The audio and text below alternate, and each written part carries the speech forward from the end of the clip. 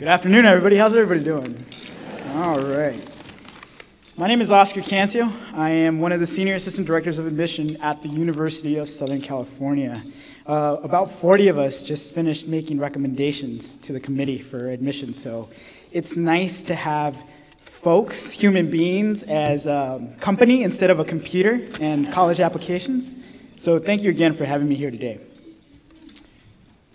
Harvard-Westlake had a tremendous impact on my life. However, it wasn't something that I truly came to understand until my freshman year of college. Up until the 8th grade, I attended public schools in LAUSD. I was the A student, teacher's pet, constantly getting awards. Then I got here. Harvard-Westlake is the place where I got my first F. The place where I realized I wasn't the smartest kid in the class anymore. I wasn't the best athlete on the field. This place was a place where you actually had to study and go to practice to do well. What a concept, right? This place stripped me of my arrogance, and it broke me down. There were dozens of nights my freshman year when I would cry myself to sleep because I had so much homework to do.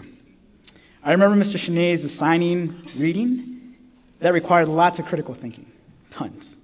Miss Olson's geometry class, yikes. She would explain similar triangles, the Pythagorean theorem, and proofs, and she would ask, "Everybody got that, right?" Everybody in unison nodded in agreement, and I was the only one saying no. I was the kid that always took those accelerated courses, honors courses, advanced courses before Harvard-Westlake. Why wasn't I doing well? It was a very humbling experience to be surrounded by such incredible talent, smart kids, kids that really wanted to be here, had a strong desire to succeed, and were committed to doing everything they possibly could to get ahead. It was daunting to have teachers that expected excellence day in and day out. This place was where I had to try and try hard. Well, freshman year wrapped up and I got less than a stellar GPA. That summer, I made sure to get everything squared away to have a successful academic experience for sophomore, junior, and senior year. I was prepared for the transition to the upper school, or so I thought.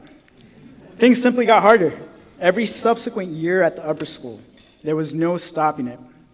I began to question my decision to leave public school. I missed my friends.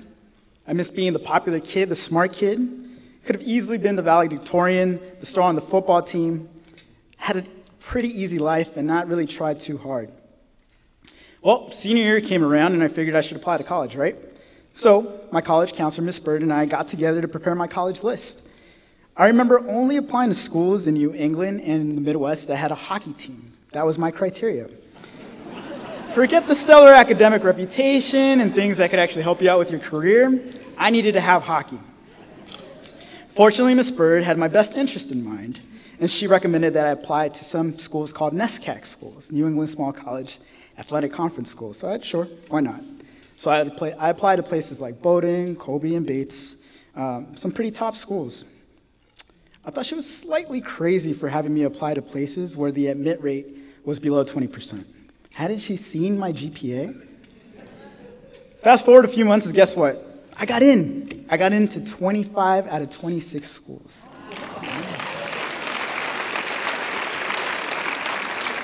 I shake my fist at you, Bowdoin College. What strings had this lady pulled? Did they make a mistake? Well, I wasn't going to say anything. Packed my bags, my favorite Chuck Taylor shoes, and I was on a plane heading to Portland, Maine on the way to Lewiston, Maine to go to Bates College. I remember my freshman year seminar.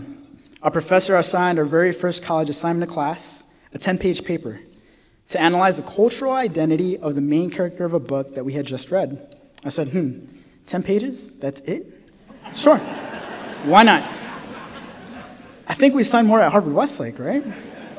Was there a mistake? She assured me that it was, in fact, a 10-page paper.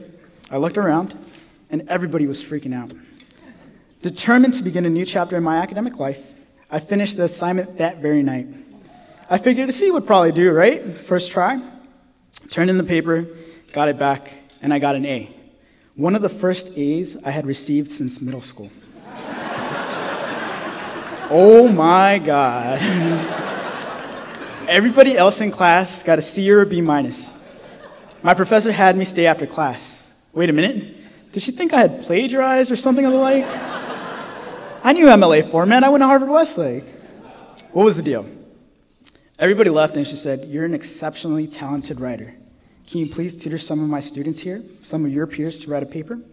Me? The same kid that almost flunked out of Harvard-Westlake? I couldn't believe it. That A was just the beginning. I began getting more work back from some different classes, and that pattern continued. A after A after A. I was a smart kid again. I was the kid that people came up to when they had a question about a lecture, question about a lab, just a question about life in general. Was Bates really that easy? I found myself being able to play on the football team, go to class, and maintain a healthy social life. This kid from K-Town was thriving at one of the top schools in the country, with students that went to places like Phillips Exeter, Pomfret, Choate Rosemary. What gives? It was Harvard-Westlake. I finally began to get it. All those nights crying, all that reading, all those challenges, it was for this. Harvard-Westlake broke me down, but it knew that it was only to make me a better student and a better person. In college, I got that confidence back, that healthy confidence. No more arrogance, just healthy confidence. I was able to do well because of the lessons I learned here. Had I gone to my local public school, I probably would have still gone to college, but not Bates, not a top 25 liberal arts school in the United States. I probably would have been overwhelmed with college because I didn't have the right preparation. I would have set my life bar so much lower had it not been for this place. Through your generous donations, you helped me receive a world-class education, not just here, but at the post-secondary level. Harvard-Westlake truly is the opportunity of a lifetime. And now, as an admission counselor for one of the best universities in the country, I'm in a position to help young men and women all around the country, all around the world, reach their educational goals. It truly is the gift that keeps on giving. I can't thank you enough for the opportunity. Thank you so much.